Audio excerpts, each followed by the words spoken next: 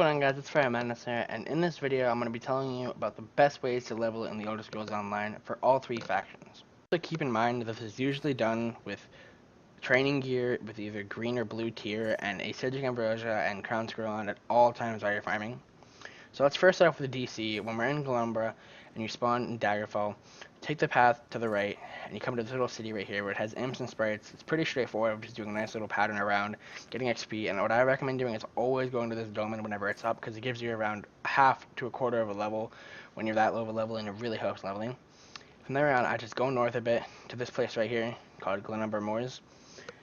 This is level 10 mobs in here, and I usually farm that until I'm around level 11 or 12, and then I usually go to Orsinium or Rothgar, and sometimes I'll have a friend with me, so I'll go to Rinkenlift. If you're like a Templar at level 12, you should be able to solo it with just healing yourself if you're a Magic Templar. Now, this is usually packed full with people. I don't like going there very much. I sometimes go when it's very late. As you see right now, it's 6 in the morning. I have not gone to bed yet, so this is when I usually find because there really isn't that many people there. But sometimes when I want to level a character, it's like during the middle of the day, so there's a lot of people there. So what I do then is I go into this place, which is in the south of Orsinium, called Paragon's Remembrance. I've not actually got a chance to farm there yet because Rinkenlift has never been too full for me, but I heard that's very, very good XP. Kind of like the same as Rinkenlift, but maybe a little bit less, but it's still good XP. And I have a couple of friends that farm there all the time, and they say it's pretty good. Now, for the people that don't have the DLC, what I usually do is I farm in this place in Cyrodiil when you hit level 10.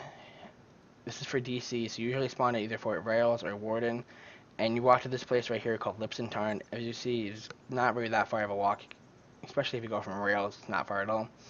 This has like 3 major pulls. It's very good XP, and it levels up your Fighter's Guild because you're killing zombies.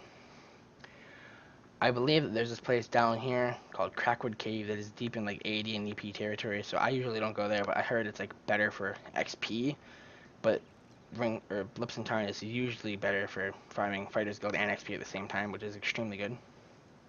Now let's move on to the EP. Talking over EP, I have leveled the character here up to around level 22 before I add any of the DLCs, so I know like a little bit about it, but not very much. I know that you spawn in the Bedrock Isles and you take the Way Shrine all the way down here to Daven's Watch, which right off the Way Shrine there's a nice little farming spot here called the Starved Plain, which is a couple of ghosts. It's extremely good for getting XP there. That's my favorite like low level farming spot. They're level 5, so you can level there until around level 7 or 8.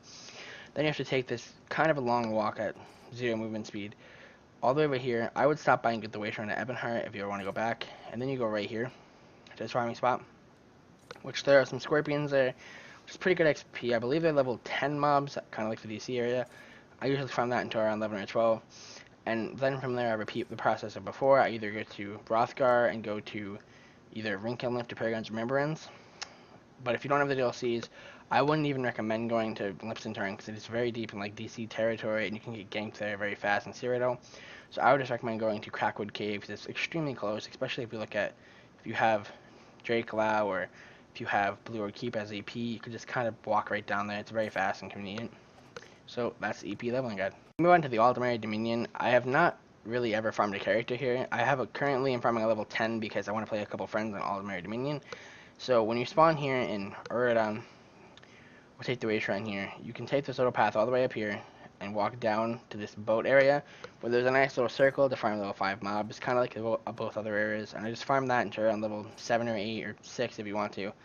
And then you have to take this long walk, which is all the way up through here, and you go to right here, which there'd be a little entry point right here to go into this area where again there's a circle with level 10 mobs, and you can farm that until you hit level 11 or 12, and then you repeat the process of either going to Rinkenlift or Paragon's Remembrance and then going back, or if you don't have the DLC, you can go back into Cyrodiil, and usually you'll always have these 2 keeps and Blackwater Blade, so you can just walk across this bridge and down here to Crackwater Cave. It's very fast to get to.